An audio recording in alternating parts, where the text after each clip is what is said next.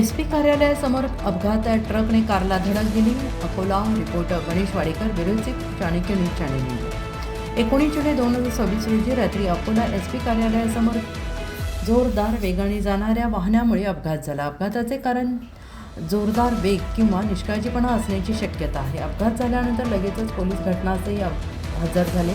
सध्या संपूर्ण प्रकरणाची चौकशी सुरू आहे. या अपघातात कोणालाही दुखापत झालेली नाही, फक्त वाहनांचे नुकसान झालेले आहे. रात्रीच्या वेळी एसपी ऑफिस रोडवर गाड्या भरधाव जातात, त्यामुळे असे अपघात होत आहेत. पोलिसांनी येथे गस्त वाढवणे गरजेचे आहे.